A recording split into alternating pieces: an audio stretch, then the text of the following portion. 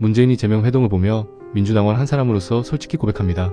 저는 2022년 이재명이라는 정치인을 보고 민주당 권리당원이 되었습니다. 그래서 솔직히 말씀드리면 문재인 대통령에 대해 특별히 좋아하거나 싫어하는 감정은 없습니다. 잘한 것은 잘했다고 생각했고 아쉬운 것은 아쉽다고 생각했습니다. 하지만 이번 문재인 전 대통령과 이재명 대통령의 회동을 보면서 제 생각은 조금 달라졌습니다. 지금 민주진영에서 벌어지고 있는 갈등과 분열을 보며 도대체 누구의 편에 서야 하는지, 아니 누구를 지켜야 하는지가 분명해졌습니다. 첫 번째는 검찰개혁입니다. 지난 몇 년 동안 가장 많이 들었던 말이 있습니다. 검찰개혁은 언제 하느냐? 만약 제도 개혁이 어렵다면 적어도 불법 수사와 정치 수사를 했던 검사들에 대한 책임은 물어야 하는 것 아닙니까? 그런데 아직도 달라진 것이 없습니다. 오히려 국민이 납득하기 어려운 일들이 반복되고 그들은 여전히 아무 일도 없었다는 듯 큰소리치고 있습니다. 이 답답함은 저만 느끼는 것이 아닐 것입니다.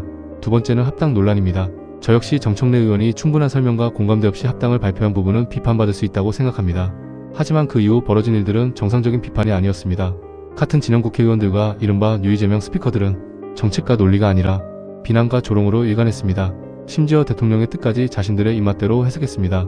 논란이 된 문자 역시 아직 누가 작성했는지 밝혀지지 않았습니다. 그런데도 일부 언론은 이 문제를 제대로 파고들지 않았습니다. 저는 여기서 한 가지를 느꼈습니다. 논리가 부족할수록 사람을 공격합니다.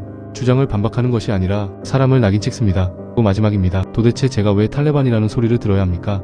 왜 검찰개혁을 요구했다는 이유로, 왜 민주당이 약속을 지키라고 말했다는 이유로 왜 그런 조롱을 받아야 합니까? 더 황당한 것은 과거 윤석열을 적극적으로 옹호하거나 두둔했던 사람들이 이제는 유이재명이라는 이름을 달고 오히려 저 같은 민주당 당원들에게 탈레반이라는 낙인을 찍고 있다는 것입니다. 정말 이해할 수 없었습니다. 검찰개혁에 반대할 수도 있습니다. 조국혁신당과의 합당에 반대할 수도 있습니다. 그렇다면 그렇게 주장하면 됩니다. 근거를 제시하고 토론하면 됩니다. 그런데 왜 사람을 문조털레으라고 조롱합니까? 왜 털천지라는 낙인을 찍습니까? 의견이 다르다고 해서 같은 민주진영의 당원을 조롱하고 비하하는 것이 과연 민주주의입니까? 저는 이번 문재인 이재명 회동을 보며 오히려 확신하게 됐습니다.